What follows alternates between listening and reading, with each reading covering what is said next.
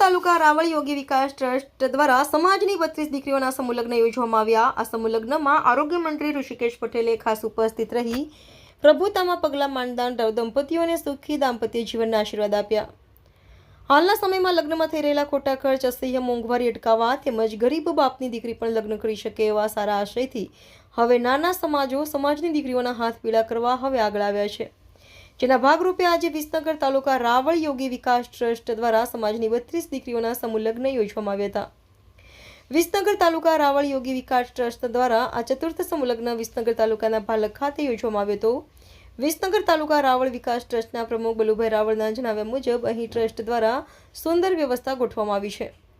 ખાસ રાવળ યોગી સમાજે આજે એક છત નીચે સમાજની 32 દીકરીઓને લગ્ન કરાવી ખૂબ સારું કાર્ય કર્યું છે, જે બદલ તેમણે આયોજકોને અભિનંદન આપ્યા હતા અને રાવળ સમાજ માટે જણાવ્યું હતું કે સ્વભાવે ગરીબ માયાળુ પણ મહેનત માટે આ સમાજ મક્કમ રહ્યો છે। મહેનત કરવામાં ક્યારેય પાછી પાની કરી નથી, ત્યારે આવનારા સમયમાં સમાજમાં સારા શિક્ષણનું વાવેતર કરી આવનાર પેઢી માટે ખુશાલી, સમૃદ્ધિ તેમજ વિકાસ માટે સહભાગી બને, આ કામ આપણે કરવાનું છે।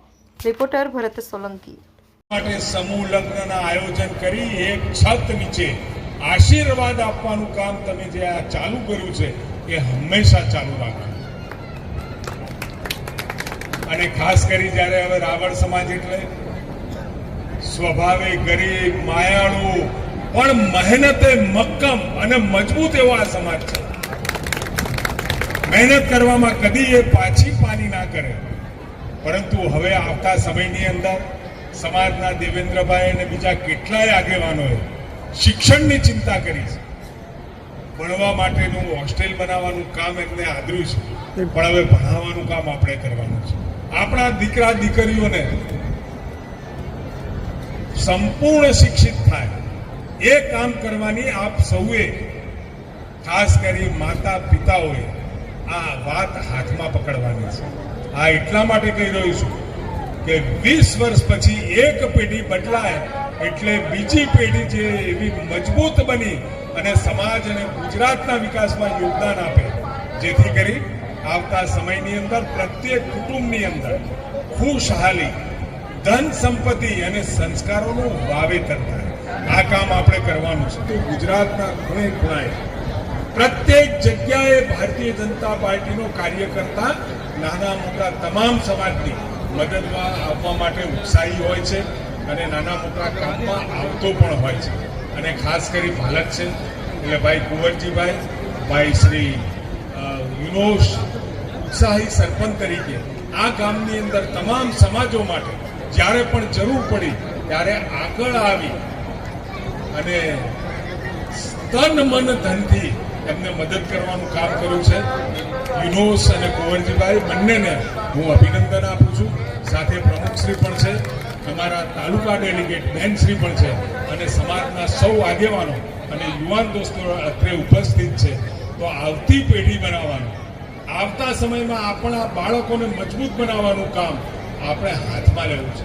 સામાજિક કામ સમૂહ લગ્નથી પતી ના જાય, પરંતુ સમાજની અંદર, સામાજિક જીવનની અંદર કુટુંબ સમાજનું કેવી રીતે મજબૂત થાય, કેવી રીતે શિક્ષિત થાય, સંસ્કારોનું વાવેતર કેવી રીતે થાય, એ હવે રાવળ યોગી સમાજ મહેનતકશ સમાજ છે।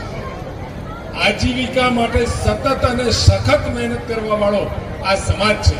તો પોતાના દીકરા દીકરીઓ પણ ભણશે એની મને ચોક્કસ ખાતરી છે। અને આપ સૌ આવતા સમયની અંદર ભણતર ઉપર ભાર આપી અને આવતા સમયનું આપણું ગણતર અને જે આપણું જણતર છે એ ચણતર કરે પેઢીનું, એવી ભાવના સાથે આપ સૌના આશીર્વાદ મળ્યા છે, ઉત્સાહ પણ મળ્યો છે અને હંમેશા સાથ રાવળ યોગી સમાજનો મને વિસનગરમાંથી મળ્યો છે। મારે કોઈ દિવસ બલુભાઈને કહેવા જવું નથી પડ્યું કે સમાજના આગેવાનો હવે આ ઇલેક્શન છે, પાર્ટીએ મને ટિકિટ આપી છે, મદદ કરવા તમે નીકળો। જાતે જ પોતે વાહનોની વ્યવસ્થા કરી પ્રત્યેક ગામની અંદર જે મહેલાની અંદર જવાનું હોય ત્યાં જઈ અને મારા વતી મત માંગવાનું પણ કામ કરતા હોય છે। એટલે તમામનો હું આભાર પણ માનું છું અને એમની મહેનત, આ સમૂહ લગ્ન છૂટ આપી હતી, જેટલા કરવા હોય એટલા કરો, વસ્તીની પણ ચિંતા ના કરો। આ વખતે રંગે ચંગે આ પ્રસંગ પાર પાડવાનું કામ મારું છે અને મને લાગે છે કે એમની મહેનત રંગ લાવી છે અને ખૂબ સરસ રીતે ખાવાનું ખૂટ્યું જ નતું ને ભાઈ.